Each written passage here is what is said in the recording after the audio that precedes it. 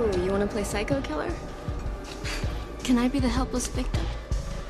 Cross your eyes and scream, man. Scream for your life. Welcome. I'm your Scream Queen, Jenica Olin. This is my 17th episode, and we're officially in March.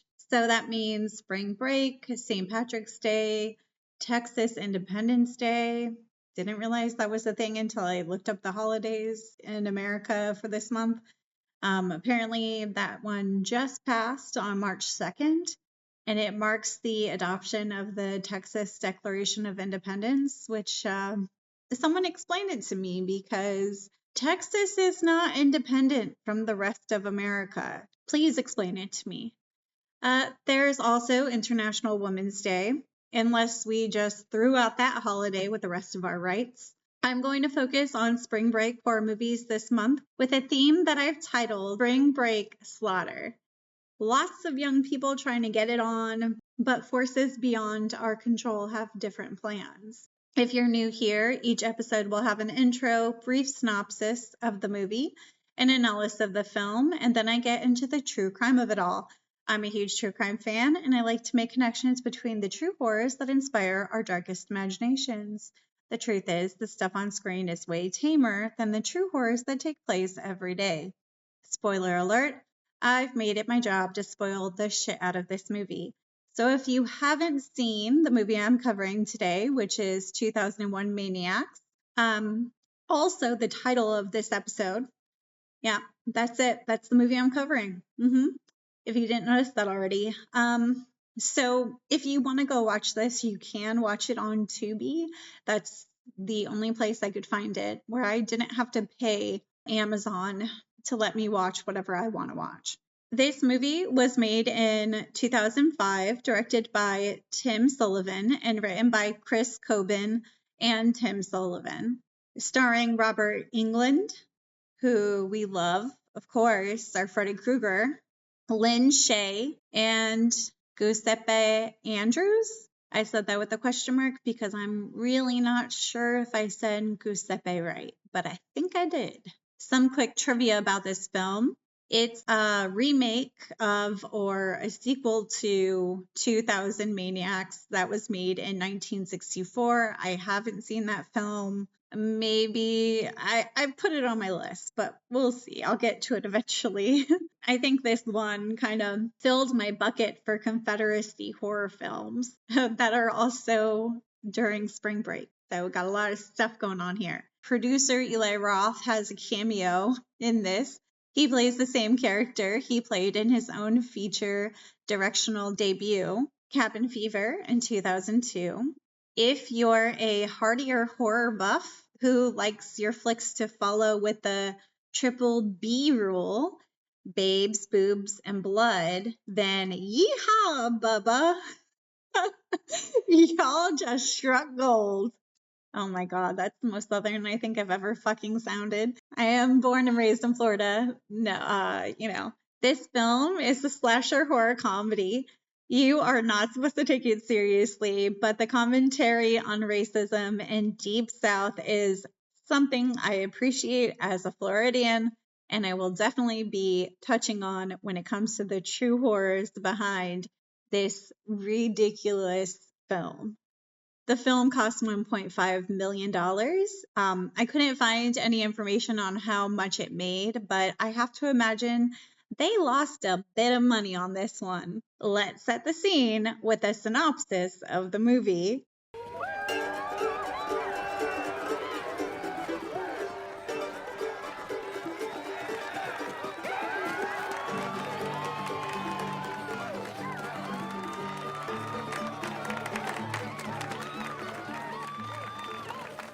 Welcome to Pleasant Valley.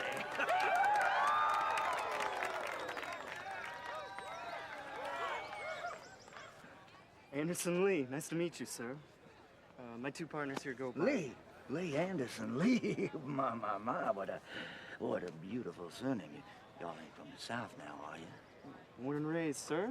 Lived in South Carolina till freshman year. Then you crossed over to the side, I see. Well, we might just save you yet. You see, y'all arrived just in time to be our honored guests at the Guts and Glory Jubilee! Dude, I say we get the hell out of Dodge.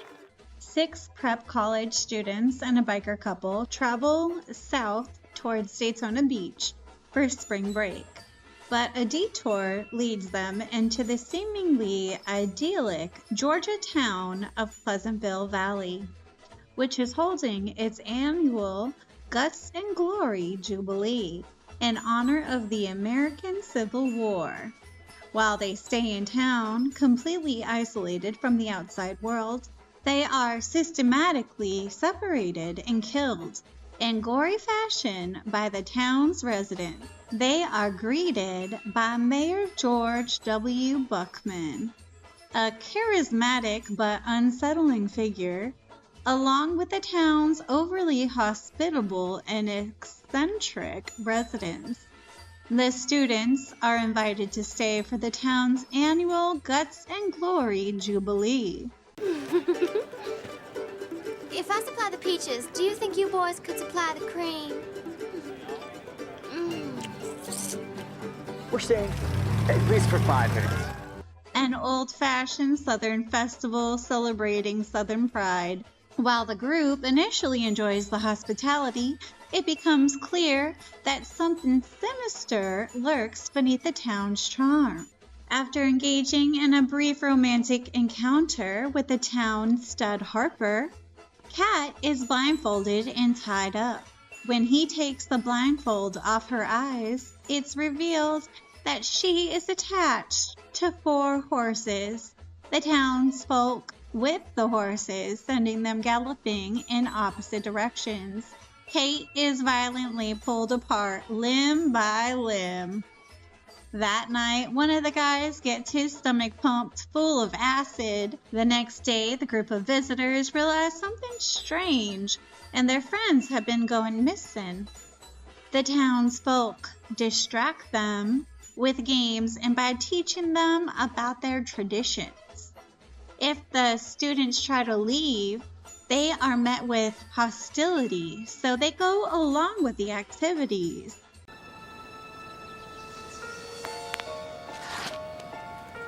I would not besmirch the sincerity and efforts of our proud little town here, if I were you, sir.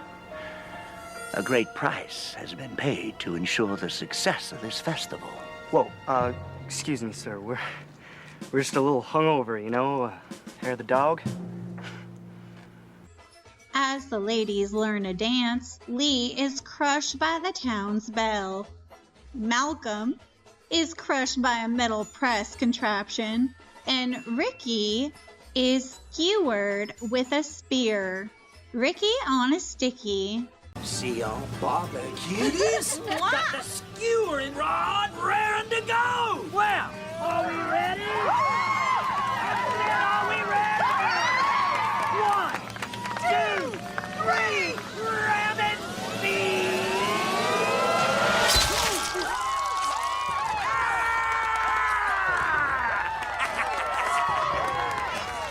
Anderson and Joey are captured and tied up, but somehow they are able to escape. Upon alerting the authorities about how their friends have been massacred, they learn that Pleasant Valley is nothing but a cemetery, a memorial for 2001 Confederate villagers who were massacred 140 years earlier by renegade Union troops during the Civil War. A plaque reveals that the town's residents will not rest until the crime has been paid back. 2001 villagers were killed. 2001 Northerners must be killed. An eye for an eye. As the 2 students drive away on their motorcycle, they are decapitated by barbed wire. The heads are picked up by Hucklebilly, who walks down the road and fades away.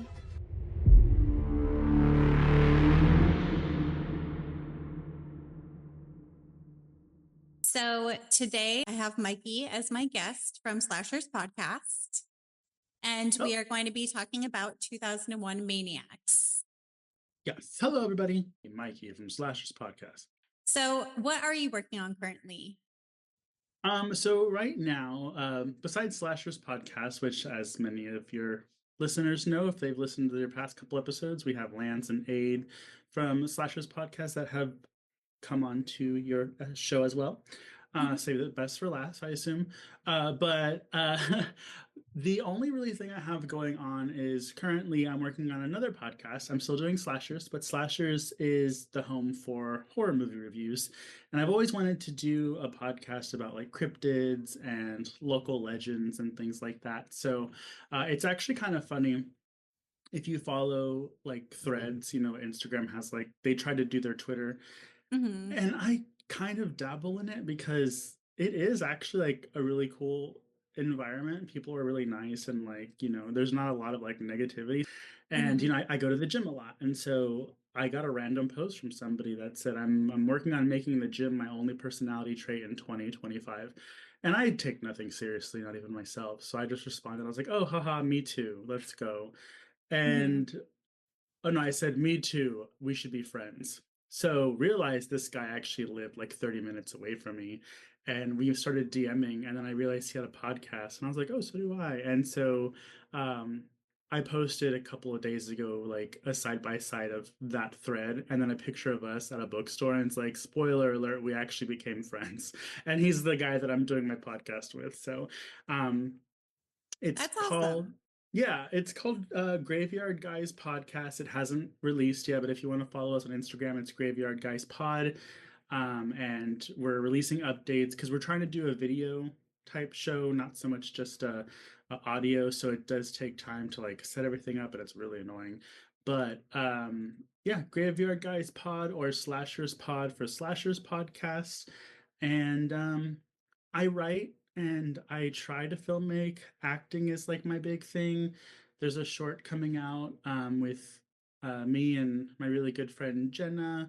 If you've watched Terrifier, she's our final girl that was not.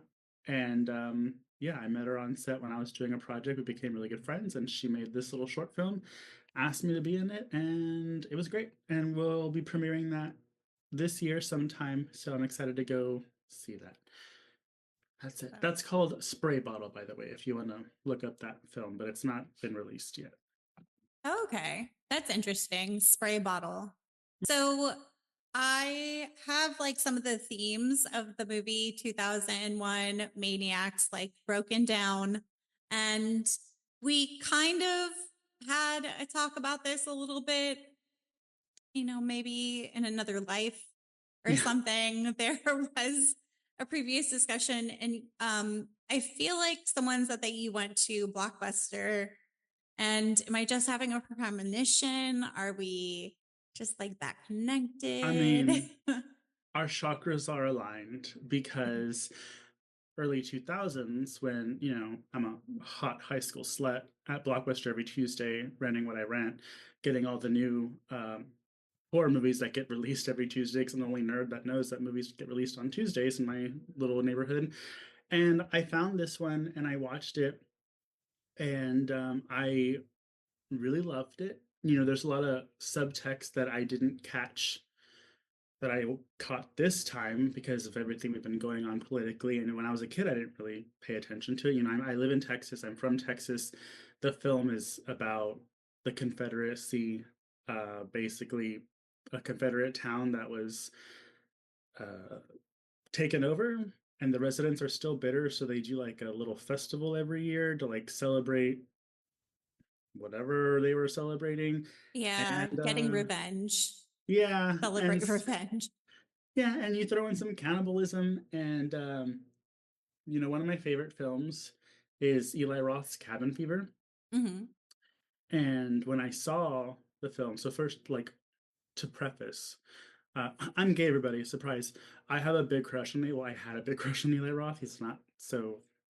He's a little problematic now, but back then I didn't know any better. And we all like make mistakes. yeah, and like the singer from Korn with the big spikes, and the dark black hair and the big beard, like that was like my thing, as you can tell from what you see today. And Eli Roth is in Cabin Fever and he looks like that. His character's name is Grim and he has a dog named Dr. Mambo. And, I thought his part in Cabin Fever was really funny. That was the first time I actually saw Eli Roth and I realized, oh, he's actually kind of hot. And then I'm watching 2001 Maniacs, which came out 2 years after, I believe, and Eli Roth is a producer. And Eli Roth shows up as Grim with Dr. Mambo. And turns out that this takes place in the same universe as Cabin Fever, before Cabin Fever, because there's some lines that Eli Roth says in Cabin Fever that stem from what the guys in this movie told him. And I was just like, I love the way it connected. And, the film is about a Confederate town and they bring in, people that the Confederacy does not like. We have a black person, we have a Chinese person, we have a not gay, but like a bisexual person because Yeah. he has girlfriends, but he's also attracted to men. Yeah. And There's like a throuple going on. yeah, which Yeah. Super progressive in 2002, I think we said it came out. Yeah. Yeah, so 'cause I didn't even catch it. I was like, you know what I thought it was? Me and my stupid little teenage self. I thought he was a porn filmmaker, and those were his actresses, and that's why they were all being like sexy together. And I was like, oh, he's just making porn. But the big thing that stuck out to me is that this was the first horror movie I saw that had a character, whether he's gay or bi or whatever, have, granted, it's not explicit, we don't need it to be, but he has sex with another man just like everybody else goes up and has sex with someone else. Like, Yeah. It's inclusive, as funny as it is to say about this movie. Yeah. I really appreciated the diversity, oddly enough, in this movie. And the fact that it's so open about different relationships. Like there's this throuple, they don't make it weird. I really see it as a highlight on the whole confederacy and just like the culture that surrounds the South and the attitude of the South. As someone who is born in, like, raised in Florida, Florida is a mixed bag. There's a lot of different stuff going on in here, but there is a lot of Confederate, like very racist South backwards ass towns in Florida too. Most of Florida is that. And so I always like the Confederate flag has always bothered me just because I'm half Puerto Rican. I was raised in a Hispanic household. And one thing I didn't realize with the Civil War is how many people were killed in the Civil War. I mean, the Civil War was extremely brutal. It was family members killing each other, neighbors killing each other. But I don't know how many from each side died. I only know the total number. I know that they lost. Well, but yeah, a lot of people don't. So, and it's funny because there's recently discourse on the internet about, is horror inherently political? And it's like, yeah, like as silly and campy as this movie is, it's heavily political. Yes. Like this is almost like a trauma level, like silly. There's boobs, there's really good gore, like mindless violence. You can watch it like when I was a teenager and not really think anything of it, but it's extremely political, and it is, the story is backed off of a real event. And it's the good thing about it is when I was a kid, I didn't really know much about what the Confederate flag stood for. I just knew it was on the car of the Dukes of Hazzard. That's an old 70s show if you guys are under 20. Yeah. And or a movie with Jessica Simpson and Johnny Knoxville. But it was just pop culture in the South. And it wasn't until I was an adult that I was like, that was saying, hey, I'm from the South and I want to fight to keep racism. Why are you flying? Oh, and by the way, you lost. Like, I even give my own, I'm from San Antonio, Texas, everybody. And what are we famous for? The Alamo. Well, guess what? We lost that too. when it comes to living in the South too, my experience with the Confederate flag was always very racist. The person who I saw with the Confederate flag, like I grew up in Tampa and we had like Plant City right next to us. So it's like city next to, farmland, and people, like, we all kind of mixed and mingled. But the people that had those flags were always the rednecks. Yeah. And they were always very overtly racist. And I just never felt comfortable, even if like I'm extremely white passing and most like people don't even consider me Hispanic. But whether or not you did consider me Hispanic, I still I had a fully Hispanic mother who was Puerto Rican, and that's my whole family. And so I always felt very uncomfortable around people with those flags. And they would say like racist shit just blatantly too. They would pass it off as jokes. And then they would say like, oh, I'm not racist because I have this one Black friend, or I have this one Black person that I talk to. And it's always like, I always, even as like a kid, I'd call him out and be like, that doesn't mean anything. You're dumb. But in the movie, there's one Black character in the town, and he is like the butcher. And I just saw him as representing like the whole, my own experience of like the one person that will say, well, I'm not racist because I have this one Black friend. Yeah, I don't know what they were trying to say with that, because it's an obvious choice to have someone in the town be Black. And Yeah. when I've always loved history, and so that was like, I was like a huge like slacker, didn't pay attention, did what I had to get 70s, but for some reason I always paid attention in history. And there are cases where even when slavery was made illegal, that a lot of slaves didn't really know what to do, and so some of them just stayed with their plantation owners. I don't know what they're called, slave owners, there you go. Yeah. And so I don't know if it was something like that, or if it was like, better to be on the right hand of the devil than in his way type situation. They didn't really dive into it too much, but also like he was there working. He wasn't like there enjoying the party. No, he was definitely their hand. Whenever it came to slavery being abolished, and the next day you're supposed to just go off and, have your freedom. They don't have houses. They don't have money. They don't have anything. Like, what are they supposed to do? It has to be like a gradual progression of helping people. And we never helped them. Newsflash, we never helped the slaves. And so if you're wondering why we have systemic racism and we have an unfair system, well, this is it right here. This is where it originated. And those Black people who were now free, they were free to be poor and die in the streets. Yeah. So pretty fucked up. But not to bring down the podcast or anything, but so this movie is really funny. Yeah, I mean, the 2001 number is supposed to be that there were 2001, Confederate, like Southern people in that town. And it's supposed to be like, so some Union soldiers came in, and they were apparently in the storyline, they were not authorized to go in, but they came in and they slaughtered this entire town that had 2001 people in it, which seems like an extremely high number for like some podunk town in the middle of Georgia. Like, they probably, realistically, these towns had like 200 people population.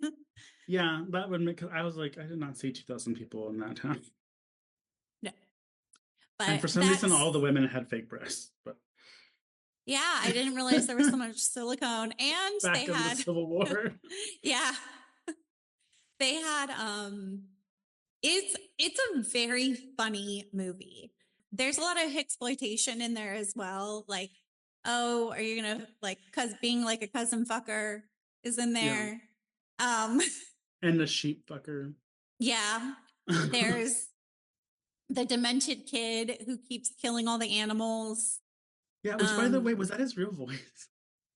I think it might I have was been. like, I was like, how old is this kid? Because he sounds like a 5-year-old. I don't know, but the cast was really great, and I think what makes this movie even better is that the cast were great actors. You know, Mhm. sometimes you get movies like this, and you're like, oh, she struggled through that line, but Yeah. no, like they all did really good. You have Lin Shaye and Robert Englund, of course, they're gonna do Mhm. fine, but Yeah. even like the frat guys, they were funny Mhm. and they took it seriously. There's no like because the movie is campy and funny, and you Mhm.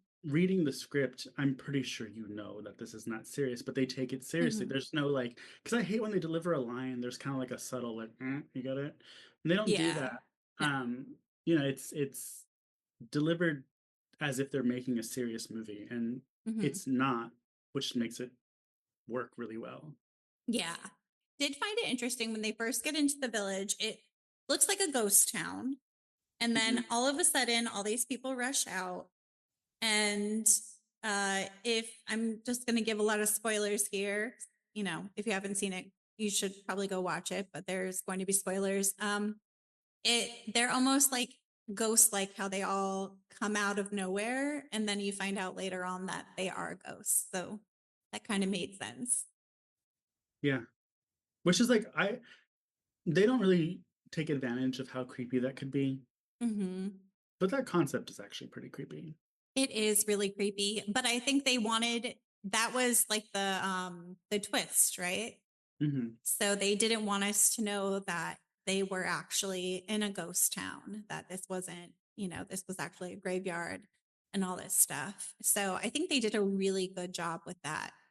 Yeah, And I just like all the townspeople were very creepy. Like all the kids were so creepy. yeah, Their costuming was great. Um, except that one girl, Peaches, who's like, she's sucking on a lollipop with a bra on. It's like, where the fuck did yeah. you come from? She hasn't done anything else. I've made sure of that. I looked and I was like, what else has this girl tried to be in? I know I was praising the cast or everybody, but she's the one Mhm. that's like, ugh.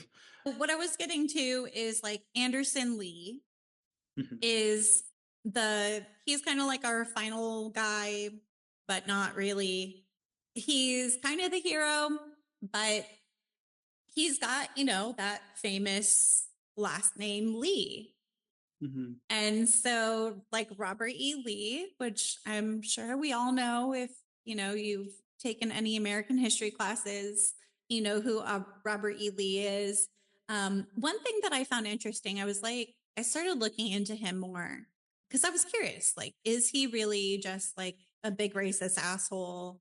Why are people kind of he isn't seen in a negative light on with both Republicans and Democrats, and in a lot of ways, especially if you're a politician. I mean, if you're just a left-leaning person, then you probably don't like him, and I don't like him, and I didn't want to like him at all. Like I didn't want him to be even a little bit decent, but he has some admirable qualities, I will say. He is the one who like you know, he went down in defeat. He said, all right, we're not going to do this anymore. So he's the one who kind of like, you know, waved his white flag, and everyone was upset about at him in the Confederacy. But he also advocated for peace between the Union and the Confederacy. Like if it wasn't for a lot of what he was trying to do to bridge that gap, there would have been a lot more bloodshed. So, newsflash for those who love Robert E. Lee and Confederacy and all this stuff, he actually gave up the Confederate flag when they lost. Yeah. And he saw it as a symbol of failure. And even when he died later on, he refused, like, he did not want anyone to have that flag at his funeral. So, one respectable thing about this man is that he bowed out. He realized he was wrong, and he didn't continue with a false narrative. He did what he needed to kind of reconcile with everything that had happened. So, well, you know what's fucked up about that? what? I was sitting on this fact the whole time you were talking about Okay. growing up with the Confederate, whatever. Mm-hmm. So I grew up down the street from Robert E. Lee High School, and my family went there, and their flag was the Confederate flag. So could you imagine Robert Lee being like, I said not to use that fucking flag. And they recently changed the name and it caused all this controversy. So instead of being Robert E. Lee High School, now it's called like Leadership Excellence and something. Okay. And they took the first thing they did was they stopped using the Confederate flag. Mm-hmm.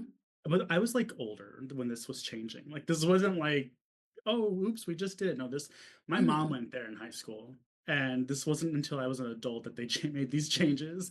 Yeah. And so, you know, they were called the Rebels and stuff. And like my mom was a rebel rouser because she's in the dance team. And it's like, guys, you guys are so silly. Yeah. Cosplaying like racist culture. Yeah. Yeah. Like, please don't. Please don't. I remember what I was gonna say earlier. Yeah. There was a lot of unique deaths. Did you have a favorite one? Yes. There are so many good deaths in here. I think I probably have a tie between the press, like when he does like the metal press that comes down, and the skewer. Yeah. Let's skew the gig. Yeah. Oh my God. It's so on the nose of like what they're doing. And it's like, oh my God. Yeah. But then I think what makes that kill scene so hilarious is that the one woman, I can't remember her name, she's amazing as an actress. Lin Shaye? Lin Shaye? Yeah, Lin Shaye. She they call him like Ricky on a sticky. Yeah. And then she licks the blood. And so I think that's what makes it such a great kill.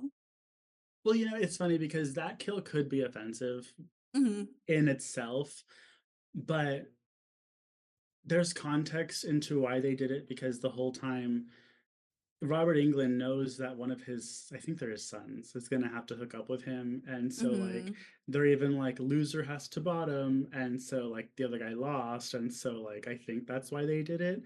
But at that point, for me, that's when the movie stopped being funny intentionally, because we like these people and they're figuring out what's happening. And so it stops being almost lighthearted, because now you're like, well, I want them to live because I like them. And for me anyways, and so like when they did that death, it wasn't done like in a comedic like wah, wah, wah. We stuck the thing up the gay guy's butt. So that's when it started becoming more of like a disturbing horror film, as it should have been. And but I don't know why the one that really stuck with me, which maybe it's because it's actually fucked up, like if it happened in real life, was the bell. The Chinese girl with the bell. Oh, yeah, the bell. Yeah. And they you know, take out the Southern Belle. Yeah. And they take out their umbrellas, which I think is the comedic part of it. Because, you know, they're waiting for the blood. And what does she say? She says, for a Chinese woman, she had a lot of guts. Yeah. Or something. Oh, and that's also because, again, the tone, it's a minor shift, but there is a small shift into being more serious at that point.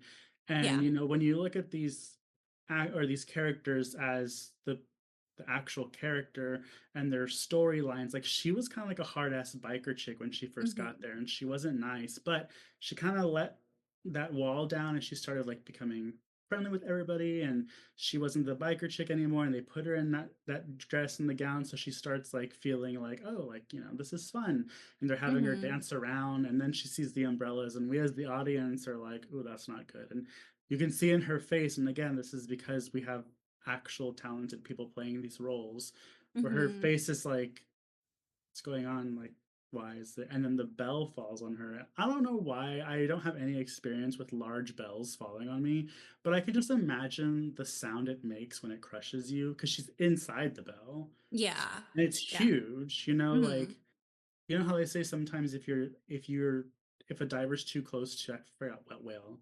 the vocals can actually like make your brain explode Oh from no. the vibrations. And so I was like, oh, I just didn't like it. I Now mean, I don't want to swim with whales anymore. well, I mean, you shouldn't to begin with, but it's not a great idea whether they can kill you or not. I didn't realize that. Yeah, no, even the song that she sings whenever they're doing the dance, and because they're teaching them how to do a dance, and they kind of dress them up as like Southern belles. Like the villain, she is singing the song, and her song, like if you listen to those lyrics, they are so specific and they're amping up to "We're going to kill you." Like Yeah. if you listen to those lyrics.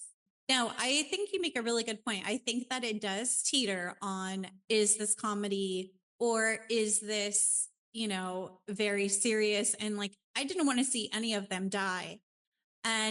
But I will say I did a little bit of research into the ways that they were killing people, because I was like, I listened to a lot of true crime, and I listened to a lot of history, like fucked up history. And some of The the best ways that they kind. were killing people were very reminiscent of like medieval ways that you would kill someone. Oh, yeah. And those are all like the spear. That is a way that they would kill people.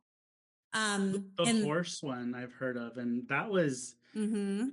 it's a low budget movie, so it's not perfect with the way they Yeah. execute it, but it's enough to be like, that's a lot. The Mhm. horse quad section, basically, I don't know what it's called, but Yeah. again, It I love animals and I've ridden horses and I know how strong they are, and yeah. just making your brain put it together to be like, oh, that sucks. Yeah, so the only reason why that kill isn't one of my on my top out of the what I think there's 7 or 8 kills overall. Spoiler alert, they all die, everybody. So Yeah, everyone dies. yeah. um but whenever the horses start pulling and her limbs start coming off, Mhm. like that final limb, like what is she holding on to that final limb is coming off and she's now just a torso? I thought the Like same thing too. it's very weak. It was a mistake. Yeah. But like the first two limbs to come off was Mhm. effective, but like you can tell at the end she's laying on something to keep her stationary, because Yeah. she's that she wouldn't be stationary if that was happening. No. So It was very funny. It was just like it was yeah. so over the top. The kill where the woman seduces like one of the not the dorkiest boy, but the other one with like the guitar. I think he had a guitar. Uh he was like the brunette one, because there was blonde Mm-hmm. tips, Justin Timberlake blonde Mm-hmm. tips, and then there was the blonde nerdy guy, and then the regular brunette Yeah. guy. Yeah. Yeah, with the acid. I think it was acid. Mm-hmm. So she just like, who the fuck lets someone just like put a tube down their throat? They're about to get all hot and happy, and she's like, "Here you go. Here's." I mean, it did kind of look like a beer like thing. You know how they do like the beer gravity? I don't know what it's called. I That's skipped true. my college Yeah, like a years. gravity bong. But I do want to say, because that guy, I thought he was the main character. This movie also does where like you think they don't follow a specific person, because at Mm-hmm. first they follow him. I forgot his Mm-hmm. name, and then he's with his friends, and you kind of see all of them together. And the first girl we meet is the girl that got the first girl to die, or the first person to die is the girl that we first meet in the Mm-hmm. car. And they even do like the sexy slow-mo thing of her, and she's very pretty. And I thought Mm-hmm. maybe she was gonna like that was gonna be the final two, but it's like, nope, she dies first, and then he dies somewhere in the middle. The acid scene in particular, I thought it was really funny how the heart was still going, Oh, like that was it how was they so good showed it. though. It was good. It was There's good. There's a small moment in time in that scene where they do some trauma effects of CGI with the hole, but everything Mm-hmm. else around that, the practical effects around that is so good. Like when it's still beating, but it like starts melting down. Mm-hmm. That I love that. It was good. It was good. We're such creeps. They're gonna put us on the no-fly list. I love that. Practical effects. It's magic. It's not real. It's I art. wouldn't like it if it was real. Yeah. That song that they kept singing, "The South Will Rise." Mm-hmm. Did you realize that's a real song? It doesn't surprise me. Because I was like trying to find background music, and I always try to find for when I do the editing part. Yeah. And I was like, okay, let me find this song. And I'm going to try to get like a snippet of just the instrumentals. It's a real song. And they even have like a karaoke version Oh my God. on that's how I got the instrumental piece. You have the But karaoke version.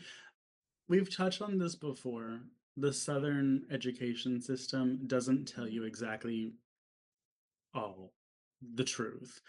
And this kind of proves the point that in high school, I was not told that this flag was controversial, that it was negative. We didn't have it flying in the school, but we definitely didn't talk about our faults as a section of the country. And I think this comes with misinformation. You just have people, look at sports teams that no one's getting hurt when you say, I love, you're in Florida, Miami Dolphins. I know that's not where you live though, but you're like, I love Miami Dolphins. Have I been to the game? Not really, but I'm going to support them because, that's where I live, but that's fine because it's not hurting anybody. And people have that mentality when it comes to the South. I'm Southern. I'm in the South. I'm going to support the Confederacy, but they don't know actually what it was for. And Yeah. so, and I think this is a symptom of that. Like, we probably shouldn't have, if this song was made like back in the day when the war was happening, Yeah. I still wouldn't listen to it, but it makes sense. But the fact that we have a karaoke version, Yeah. No, I was very shocked. I was like, what the actual fuck? And the original version is way more like a Yankee Doodle went to town like type yeah. thing. And I remember being a kid and singing that in school, but we did not sing The South Will Rise Again in school, thankfully, because that would be traumatizing. But they definitely give it like a really almost like a Rob Zombie type spin in the movie. So, I mean, we pretty much spoke on the terrorizing the people and all the racist aspects. They call the woman who is, I don't even think she's Chinese, but Yeah, she looks maybe half. yeah, and they call her like the China woman. China woman. Oh my God. But you know what's funny is that there's so many blatant racist, homophobic, and like to the black guy, to the bi guy, to the Chinese woman, and they go with it. And I feel like that was of the time where you're like, I'm gonna remember that you're a fucking asshole, but I'm not gonna cause a scene right now. And it was refreshing, when you have because the black guy and the Chinese lady are a couple. Yeah. Lady, it makes her sound old. She's like 20 something. Yeah. But they're a couple. And so they meet, they're in the hotel or wherever they're staying at in this house. And without lack of a better term, the bellboy is very racist to the black guy and like is making very racist comments.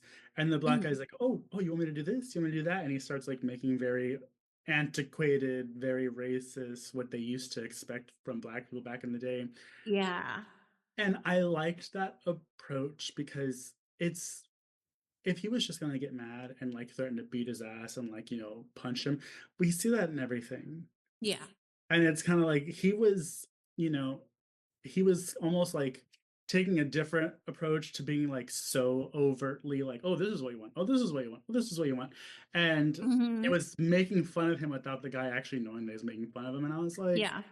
it's cool to see another take on how someone responds to it. Not saying any which way is right or wrong to respond to it. I think all races should be punished, but Yeah. it took a different path.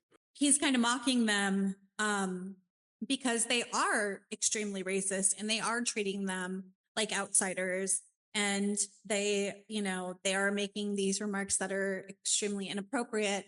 And so he makes those comments, and then the mayor says something like, he's like, you should be mindful of the people here. They lost a lot for, what they're doing, but it becomes very threatening. And every time that they try to leave, it becomes very threatening. And they know that, they kind of get the message that they can't just freely leave of their own, will, of their own free will. They're not sure. They know that there is something very menacing happening and malicious, but they're not sure what it is just yet. Yeah. They find out soon, but yeah, but it does do a good job of like, I don't want them to die. Like, I know we're being silly, ha ha ha, but like now shit's getting real. And there's still a little bit of campiness and a little bit of light comedy here and there, but yeah, they know when to tone it down and turn up the horror. And that's what I really like.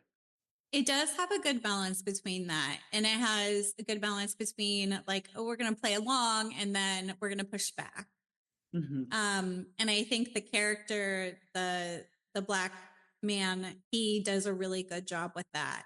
And just like kind of calling things out. He's the only one that's really calling things out as they are.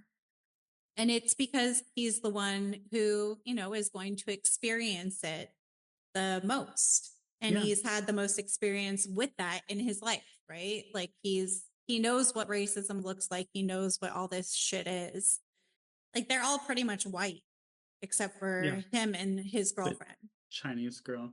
Yeah, but even they weren't as mean to her about her nationality, but because I don't remember what they were referencing when they talked about Chinese people. I can only think of like the railroads. But I don't think that, I don't know, I don't want to speak out of turn, but I know they referenced something about Chinese people from the past, but it wasn't, as big of a scale as how they felt about Black people. Yeah.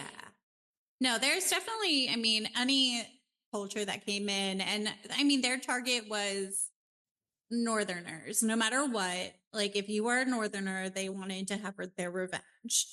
It's very comical the way that they do everything, but there is that serious undertone, and there is a real history there that can't be ignored. And this movie, I think, does a really good job commenting on it. And I don't see the director as actually being a racist, or the screenwriters as actually writing it to be a racist film. I see it as them showcasing what the Confederacy was, showcasing what the racism was. This is what it looked like. This is the kind of shit that was happening. You're not supposed to be sympathetic towards the Confederate town. You're not supposed to give a shit what happens to them. Yeah, and the movie, I felt, given its topic and its what it's referencing, it was made very well, and there was very good decisions made by whoever the writers, directors, that it wasn't made in a racist tone because there's no stereotypes. The bi guy, he's just, whenever he wants to have sex, he gets a little flirty and makes some gay jokes, but like he has eyeliner on. Oh no, but this is also the early 2000s. That could have just been a Sugar Ray statement. And and like the Chinese girl, the black guy, they were bikers, but they weren't stereotypes of anything, except maybe in the beginning they had like a biker stereotype with like the bad attitude and the leather and stuff, but there was nothing that was like, oh, we're writing this character as a Chinese woman, we should have her do this or say this. And it's like, so There is a little bit of a spring break stereotype with it, with the especially with the college students, like that the group of the three boys. They're very much like, we're gonna go have a good time, we're gonna go try to get laid and do all this stuff, and their plans get you know, upended by this little podunk town. But even that is like such a broad stereotype. It's not, you know, it's not. Yeah. It's like a stereotypical situation, not like a person. Yeah. Because it was very, and you know, not to bring back cabin fever again, but it's very cabin fever where they're like, spring break, we're gonna go do this, we're gonna go have sex, we're gonna drink, blah blah blah. Yeah. We're gonna, you know, and so it is very much a spring breakers type horror film. Okay, so I kind of play a game with my guests. I'm really curious whenever it comes to the ways that the people were killed. And so I came up with a little game for you. I have a little medieval death would you rather edition. Oh, this is gonna be bad. I'm an overthinker. Don't overthink it. Just go with your first. This episode's going to be in 2 parts, everybody. I'm just Okay, so medieval deaths. So this is basically, I picked the ways that they were being killed on screen. And then I found another way that they could have been killed within medieval times. And you have to choose your demise. This is going to turn into a scary movie where you're going to find me dead tomorrow with the same scenario. I really hope not. I would feel so responsible. All right. So would you rather be pulled apart, which is another way of like, they called it the rack, to be pulled apart like that, or crushed by an elephant? Okay. So here's the situation.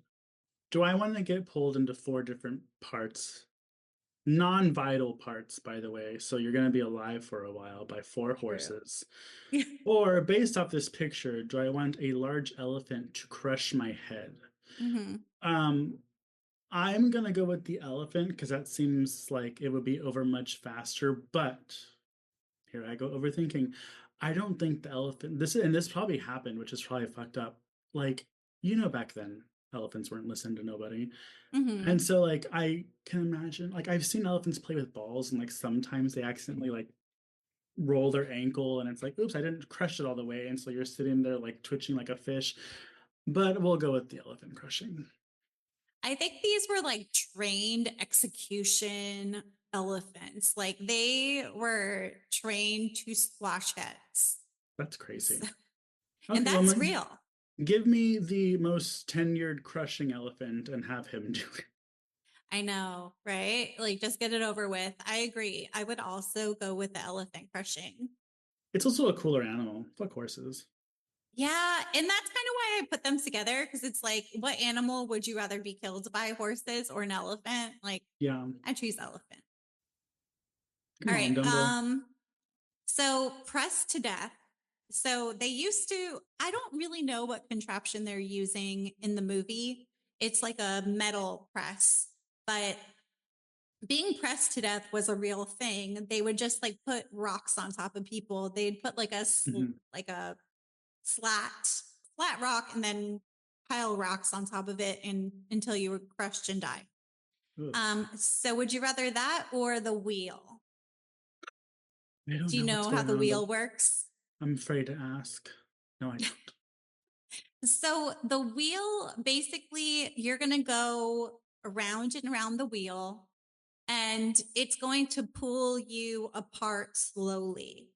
That like you're not just freely in the air with the wheel. There's there's stuff below you as you're going to pass, and it's going to tear at you.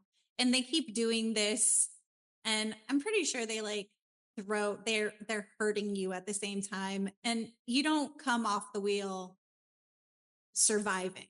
You die on the wheel. So crushed or the wheel? I mean, neither are great. Both of them are going to take some time. I'm going to have to go with being crushed, even though my claustrophobia is going to kick in. But I don't want to be shredded apart over like hours. Yeah, no, it took a long time. The wheel took a long time. I would also choose being pressed to death. One thing that this reminds me of actually, whenever he was pressed to death, his eyeballs, how they like bulged. Yeah. That was pretty good. All More right. kudos to the special effects. Yes. Oh god. So the impalement was actually real. Like people would get impaled with a thing like that. And it could be from ass to mouth, or it could be ass to torso. However, it ended up coming out, and they would just display people on those spikes. That was real. I wonder how many times they'd missed and it would like come out of their neck or something. Yeah, I think that's why it was like it didn't have to. You have to be skilled to get it straight through. Or okay, so that were boiled to death. They would actually boil people to death. Did you know that? No. Yeah, they cook you. I'm gonna have nightmares tonight. This just comes down to timing. Get it over with and impale me. Boil to death. I can't. You're not supposed to say these things out loud because you know you watch all the scary movies and they say don't admit your fears. Burning sucks. Yeah. Like burning is bad. I mean, I kind of thought like I might be able to survive the boiled to death because it could just be like a really nice hot bath. Well, I mean, as a gay man, I could probably survive the impalement. I just have to fake it until everybody leaves. Well, I'll take that. So It's a you party impalement, me boiled to death. Because of our hidden talents for these situations. Yes. All right. So next one, oh my God, her iron teeth, which reminded me of the pair of anguish. So this little thing over here on this side of her, like the iron teeth are not real, but the pair of anguish is basically a corkscrew that they put into a person, and they could put it into any of your holes. And as long as there was an opening, and it kind of reminds me of like the clamp from the OBGYN. But yes. yeah. The forceps. So lucky. Yeah, you're so lucky you don't have to deal with that. But yeah, basically it would like screw, and they would kill you. It was a very slow death because it would take very vital things out of you. Yeah. Like, yeah. And I mean, her mouth kind of reminded me of that. So there's that. And, or the rat torture, which rat torture, if we talk about like ways that people used to be killed and tortured, that one freaks me out. Yeah. I'm going to go with iron teeth or the pair of anguish because rat torture is like a double whammy. You getting bitten until you're shredded, and then you can feel them running around inside of you. I think that's worse than getting shredded, is feeling rats running inside of you. Yeah. No, it's a really terrifying way, especially because that like rat torture has been used in so many different TV shows and movies and stuff like that. So it's an image that we're definitely very familiar with. And it's just terrifying. Like the rat is terrified. You are terrified. It's only going through you to try to get out. Yeah. I'm also sympathetic to the rat. I'm like, we don't need to involve another living thing in my death. Yeah, I feel bad for the rat. Because I'm like assuming they kill it afterwards. Or are they just trying to eat flesh? And then it starts wanting human flesh. No, then they let it loose. And then the bubonic plague happens. Yeah. All right. So that's it. Those are the ones. That was the game. Well, that was lovely. I hope you had fun. Oh, yes. I definitely have some images in my head now that I'll be thinking about when I'm going to bed tonight. You'll have sweet dreams. Or I'm going to be like, actually, let me text her. I'm going to change my answer. No, I think I'm pretty comfortable with all of my answers. Awesome meeting you. I'll see you later. Yes, you too. Bye. Bye.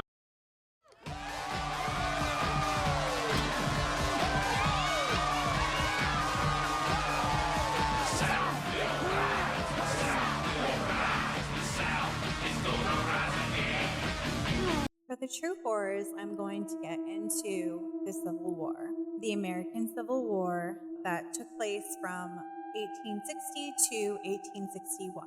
So let's talk about this highly debated war and whether or not it was fought for state rights or about slavery.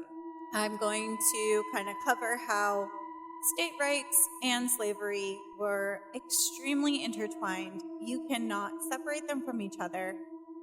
The state rights that they were trying to protect was their rights to slavery. And it had to do with farming and it had to do with industry. But that industry was built on the backs of Black slaves. We cannot ignore that. Okay? So we're going to talk about it. The American Civil War was fought between the United States of America and the Confederate States of America. So we had the Union versus the Confederacy, a collection of 11 Southern states that left the Union in 1860 and 1861. The conflict began primarily as a result of the long-standing disagreement over the institution of slavery.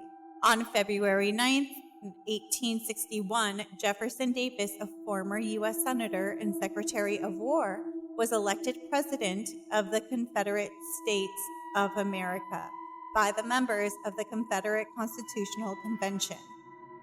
After 4 bloody years of conflict, the United States defeated the Confederate States. In the end, the states that were in rebellion were readmitted to the United States, and the institution of slavery was abolished nationwide. So the only thing that got abolished between the states, the only right that they lost was their rights to slaves. So don't tell me it wasn't about slavery. Don't come for me either. Do your own fucking research if you don't agree with me, because I'm not wrong. So Abraham Lincoln grew up in a log cabin in Kentucky. He worked as a shopkeeper and a lawyer before entering politics in 1840. Alarmed by his anti-slavery stance, Southern states seceded soon after he was elected president in 1860. With 4 more states to soon follow, Lincoln declared that he would do everything necessary to keep the United States as one country. He refused to recognize the Southern states as independent, and the Civil War erupted in the spring of 1861. On January 1st, 1863, Lincoln issued the Emancipation Proclamation, which freed the slaves in the areas of the country that shall then be in rebellion against the United States. The Emancipation Proclamation laid the groundwork for the eventual freedom of slaves across the country. Lincoln won re-election in 1864 against opponents who wanted to sign a peace treaty with the Southern states. Slavery was concentrated mainly in the Southern states by the mid-19th century, where slaves were used as farm laborers, artisans, and house servants. This formed the backbone of the largely agrarian Southern economy. In the northern states, industry largely drove the economy.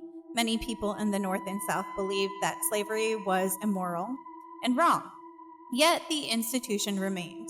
Southerners felt threatened by the pressure of Northern politicians and abolitionists, who included the zealot John Brown, and claimed that the federal government had no power to end slavery, impose certain taxes, force infrastructure improvements, or influence Western expansion against the wishes of the state government.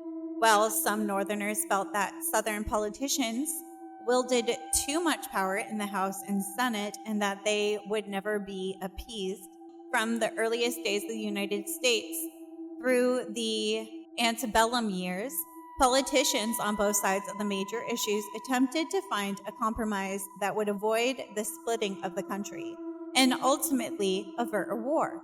The Missouri Compromise, the Compromise of 1850, the Kansas-Nebraska Act, and many others all failed to steer the country away from secession and war.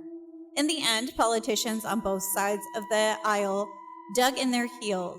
11 states left the United States in the following order and formed the Confederate States of America: South Carolina, Mississippi, Florida, Alabama, Georgia, Louisiana, Texas, Virginia, Arkansas, North Carolina, and Tennessee.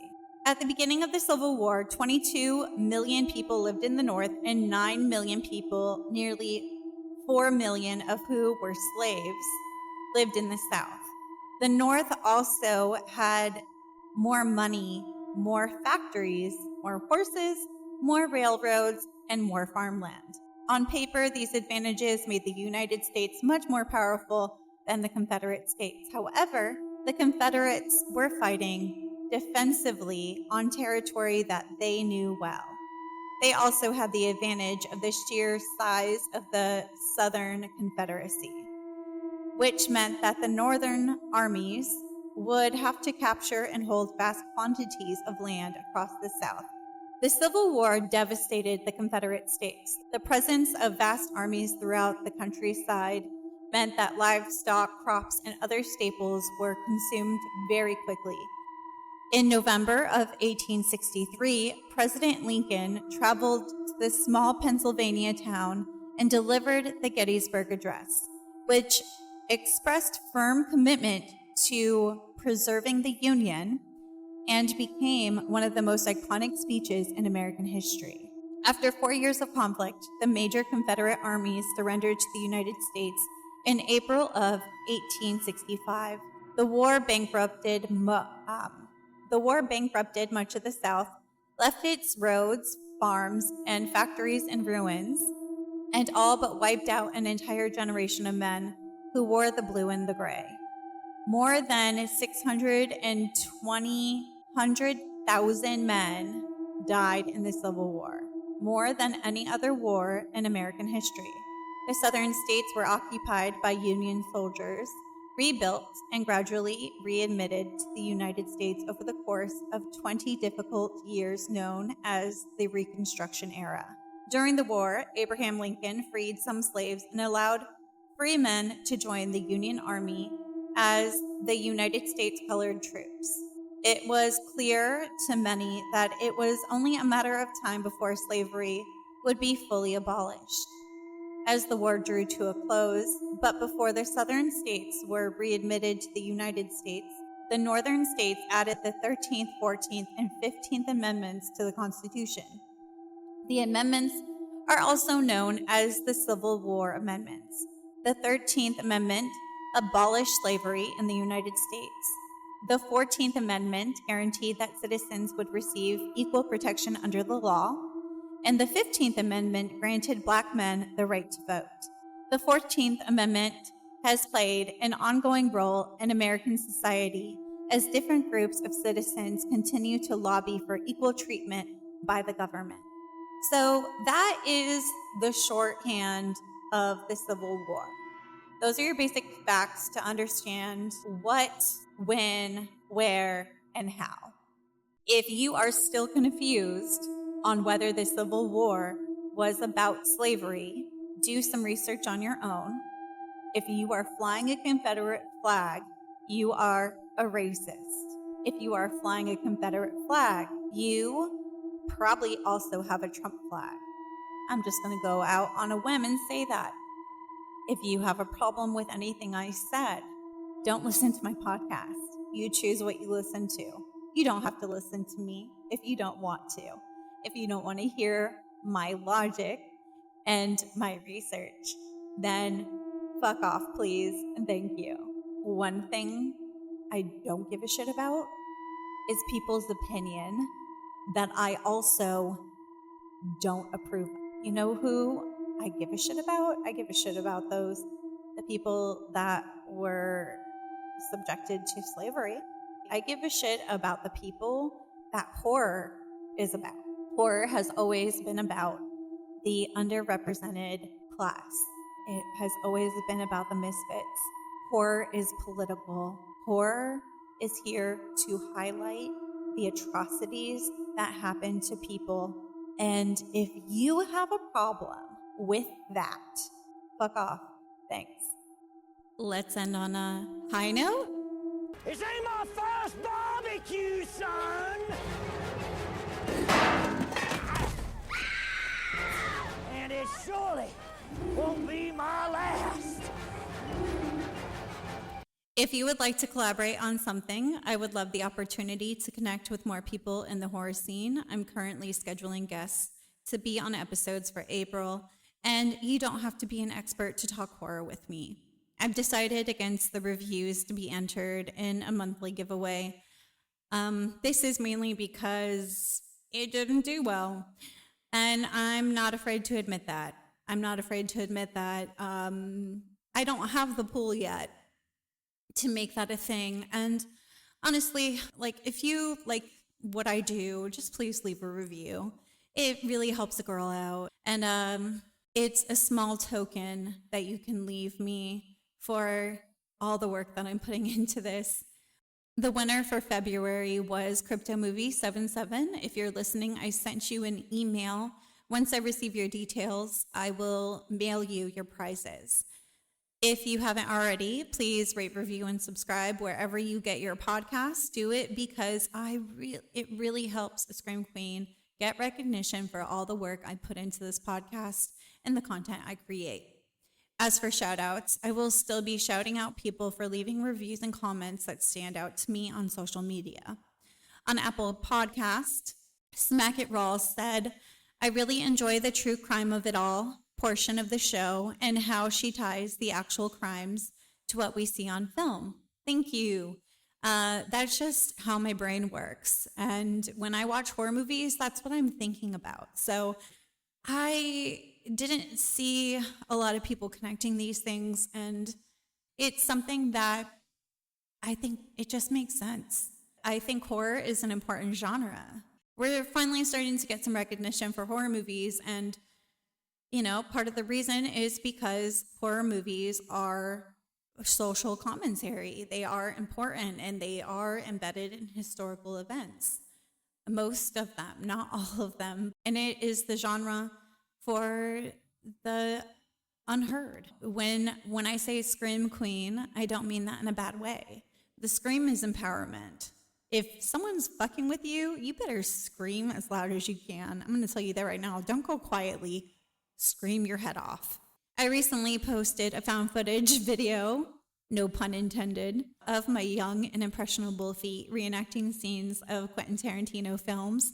This is something I did for my bestest friend 12 years ago when she was in a film study class, and it shows my long-lasting love for Quentin's work in the movie Death Proof.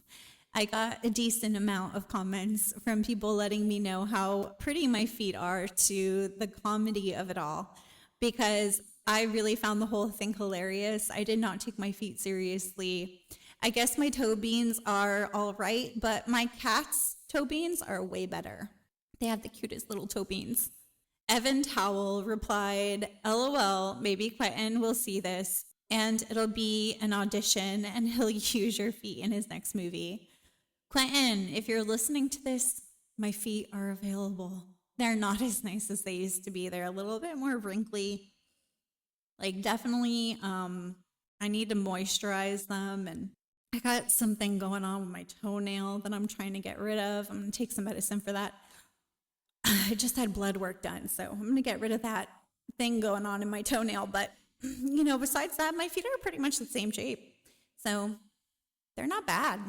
They're not bad feet. This month, I'm covering spring break horror movies. If you have a movie suggestion that could fit into the category, email me at screamqueenpodcaster@gmail.com, and I will share your suggestions. My next horror event is Tuesday, March 11th, and it will be based on the Scream franchise. I'm very excited for this one, and from now on, my events will be based on movie franchises. This is a weekly podcast with a new episode out every Thursday. All the research, writing, and audio is done by yours truly. This is a one-woman show, and I am doing my very best. You can find me on Instagram at Scream Queen Podcaster, Blue Sky at Scream Queen Podcast, TikTok at Scream Queen Podcast, and there is a link tree that will take you to all my other social media platforms. Don't be a sore loser. Until next time, goodbye.